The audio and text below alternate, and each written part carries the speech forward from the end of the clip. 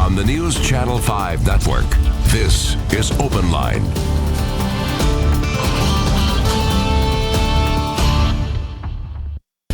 Hello everyone, welcome to Open Line, my first show of the new year. Happy you are with us. We are talking with the head of an organization that is often in the news, not afraid to be in the news. We're talking with Hedy Weinberg, the Executive Director of the American Civil Liberties Union of Tennessee. Hedy Weinberg, thank you for being with us. Happy New Year. Happy New Year. Yes. Happy New Year, yes. I want to talk about several things. So we can talk about some of the specific things from last year that you all have been involved with, but also just big picture this year. What do you see on the horizon for the American Civil Liberties Union in Tennessee this year in 2020? Well, I think it's going to be a challenging year, but actually a very exciting year. There are a lot of proactive initiatives that we're pursuing with our partners, and we are looking forward to seeing some really positive change in Tennessee. Criminal justice reform, thinking about how to ensure access to the ballot box, even though that's been a problem in the past. But I need to also acknowledge that there will be a lot of challenges. There is a what we like to unfortunately call a slate of hateful initiatives that we see each year at the legislature. The 2011 second year of the 111th Tennessee General Assembly is beginning next week. That means 132 elected legislators, 99 state reps, 33 state senators from across the state will come to Nashville and spend about 3.5, 4 days here working, sometimes in a very good, positive way for our state, and sometimes in a way that really attacks and impacts the more vulnerable community members. And ACLU, again, with partners from across the state, other advocacy groups, and most importantly, residents, constituents of these folks will be at the legislature, lobbying, advocating, educating legislators about what we think. And I may have taken for granted that people knew right off the top of the show exactly what you all do. I mean, how would you define what it is? You're known for work in the courtroom often, right? But how would you define American Civil Liberties Union in Tennessee? Yeah, and thank you, Ben, because I think people just think of us either in the courtroom, on a bullhorn. And the ACLU, and I've been doing this work for a long time, and I frankly wouldn't be doing the work and being part of an organization if I wasn't very proud of what not only the ACLU of Tennessee does, but the ACLU affiliates across the country. There's an affiliate in every state, and then we have a national office in New York. We are all independent in terms of deciding what cases we'll take, what legislation we'll support or oppose, but our sole mission is to protect and defend and advance civil liberties and civil rights. And I like to, it's a much more, it's not just a piece of paper. We all learned about the Bill of Rights, right? It's really about individuals and ensuring that they have the right to live their life free of harassment, discrimination, and ensuring that they not be burdened by sometimes the kinds of laws and policies and practices that local government, state government, and the federal government apply to them. So most importantly, how do we do our work? It's about translating the Bill of Rights, the promises of the Bill of Rights, into reality for individuals across the state. And we use what we call an integrative advocacy model. So we look at a number of strategies. We look at, we're best known for our litigation being in the court, but we do a lot of legislative and advocacy work. We work with individuals on the ground, helping them working with them as they mobilize communities to make change in their local communities. We empower individuals by doing a lot of Know Your Rights trainings. We work with teachers and sheriffs and police chiefs. Often we don't often agree on some things, and we often agree on other things. And even at the legislature, people assume that we're very partisan. We're not. We work both sides of the aisles. We have friends on both sides of the aisles. ACLU is a nonpartisan, nonprofit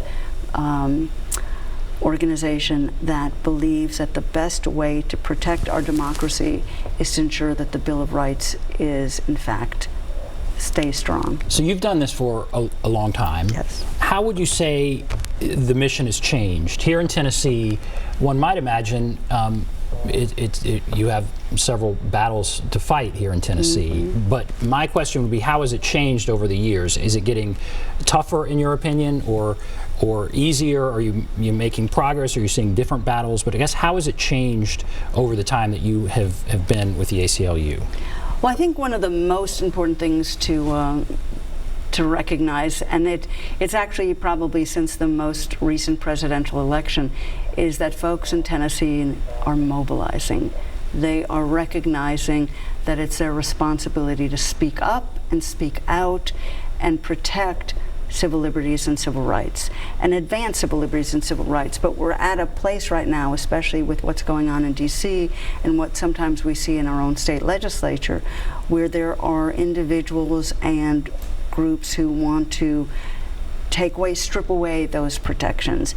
Again, the Bill of Rights, there's a difference between democracy and electing by majority individuals to represent us. That's very important. And democracy right now, as you're probably well aware, is at a very fragile point. We're really holding on, and that requires a lot more civic engagement, but we can talk about that in a moment. So there's the majority who votes for, who gets to choose who our elected representatives are. But at the same time, there is the protection that the most vulnerable, the minority, still have the same rights as a majority. So you have the right to religious freedom, you have the right to freedom of speech, you have the right to privacy, the right to be an individual with protections so that government cannot impose themselves on your rights. And so that's what really ACLU has been working on for quite some time. I would say when I first came, we did a lot more damage control, fighting back bills. And now, which is much more healthy, frankly, we're doing a lot of proactive work.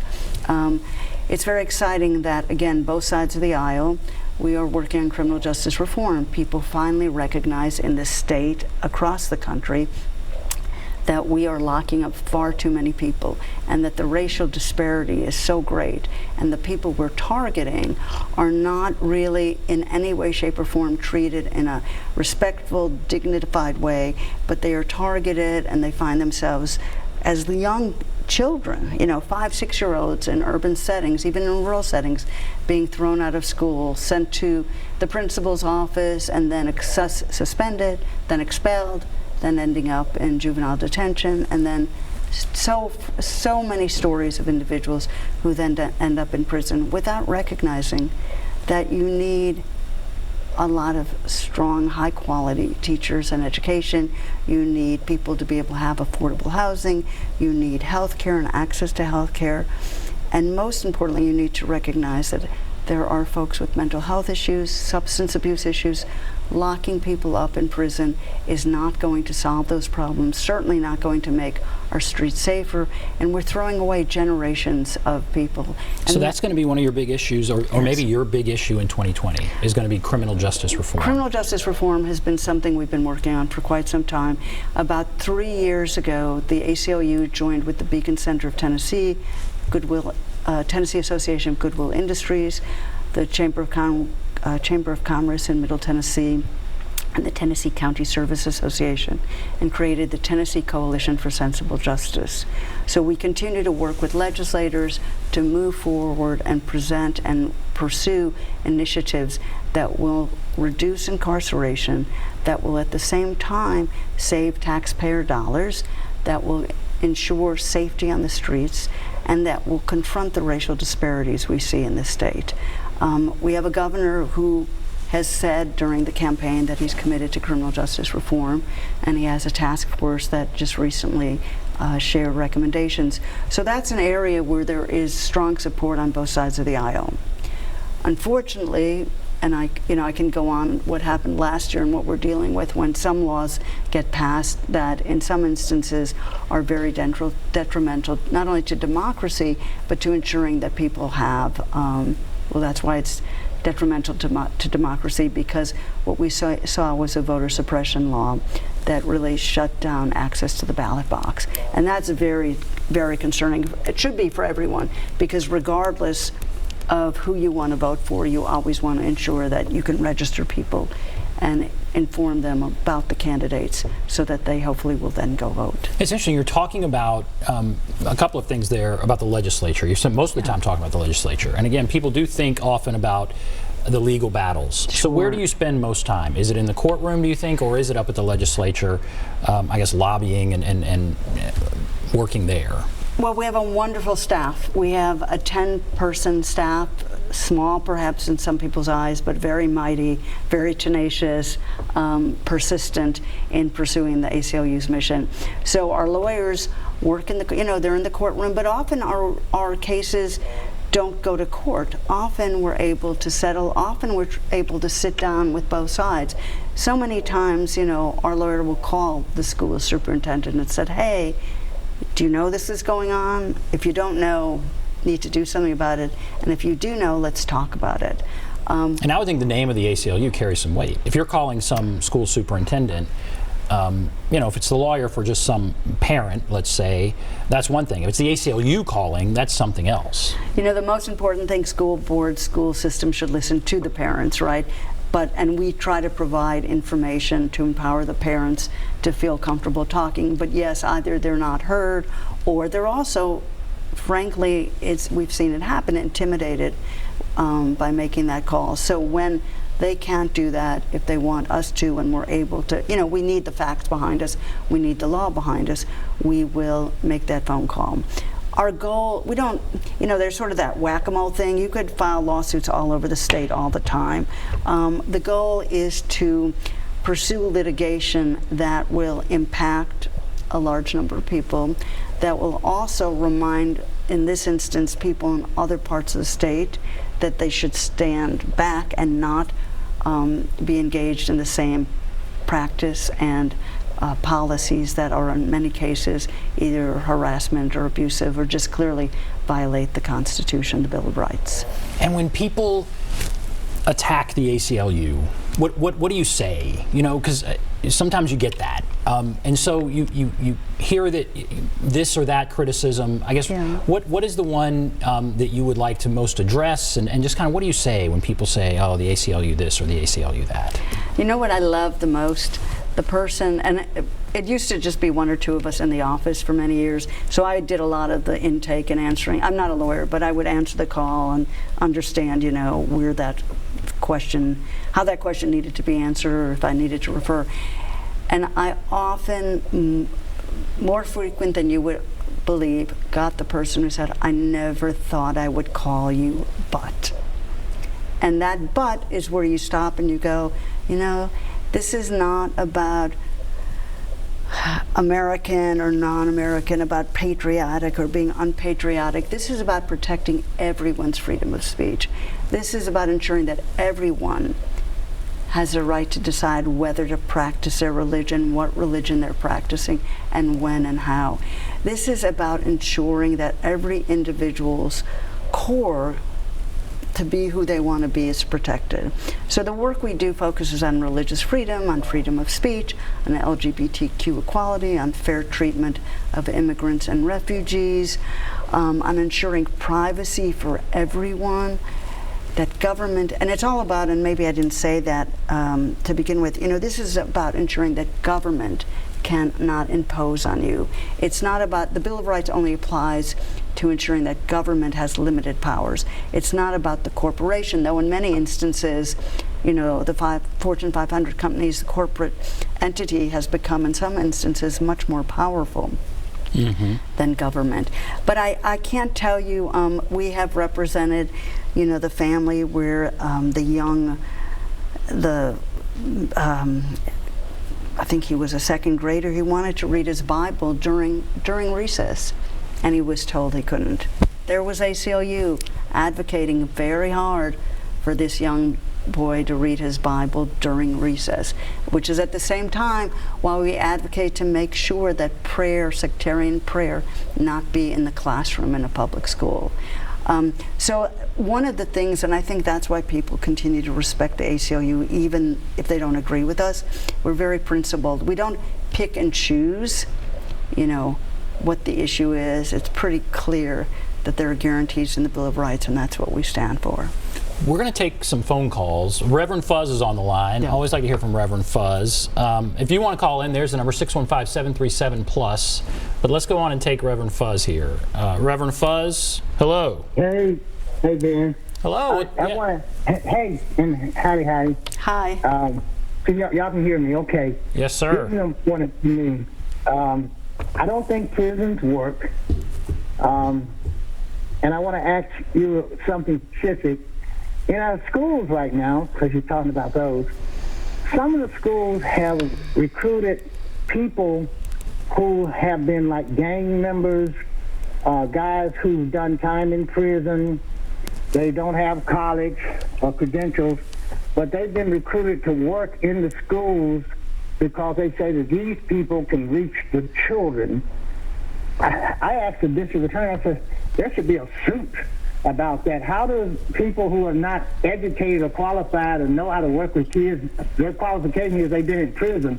Who do you think our children are that you need that kind of a person? I'm not taking away from those people, but that's the outcome there. And then, Hedy, why don't we, I'm seeing that all the problems that we're having is because people don't vote.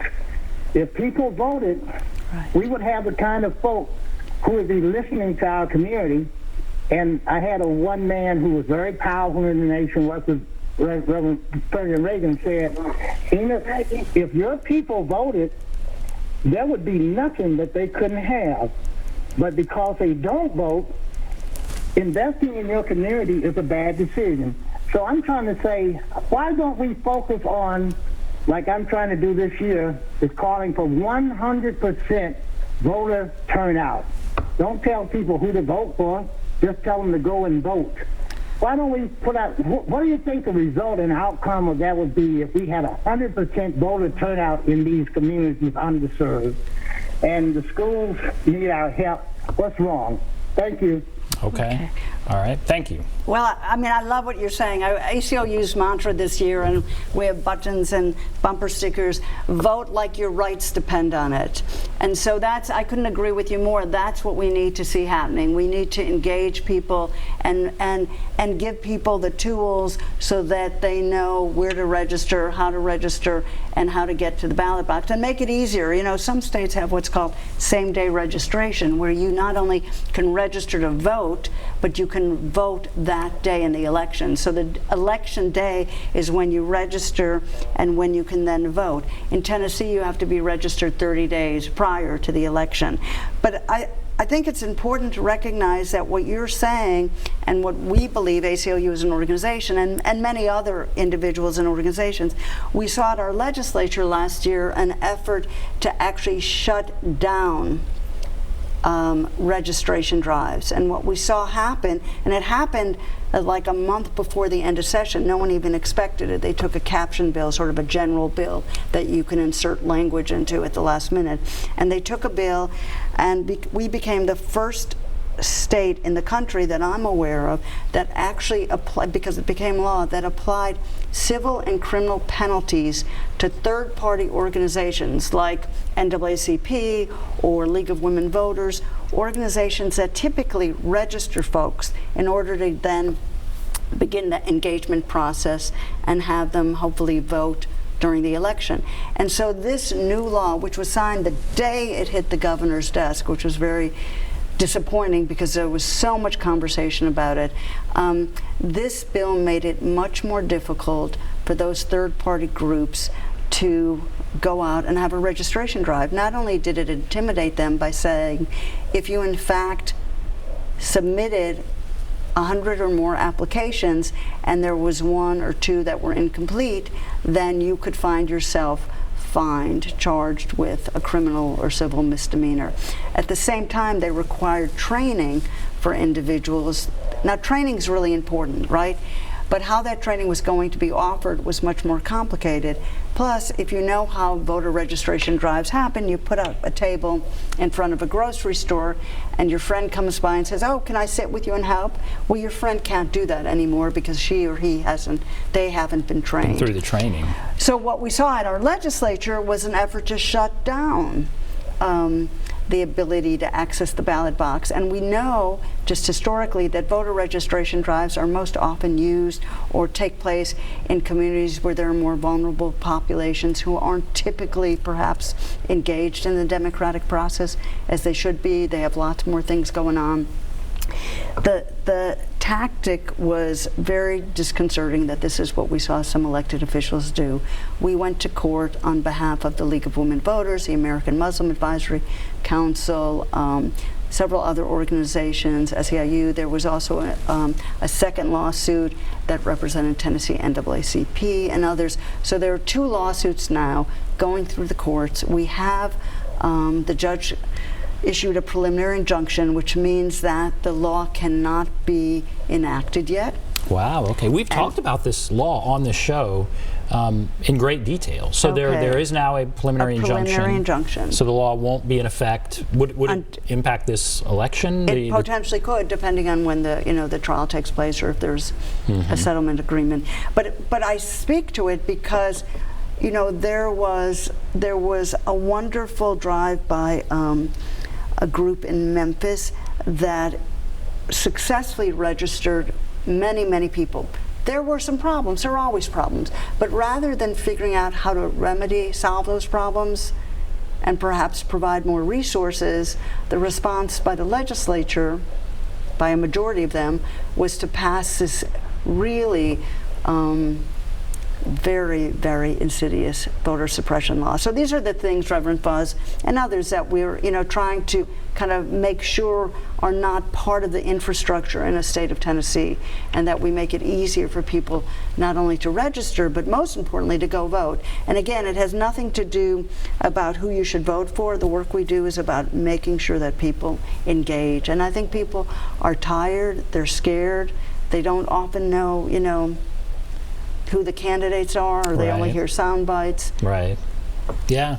And this is going to be a big year. It's going to be a very, very big year. All right, we're going to take a break. And I encourage you to call in. Reverend Fuzz, thanks for calling in. There's the number, 615-737-PLUS, 615-737-7587. Take a break. Be back right after this.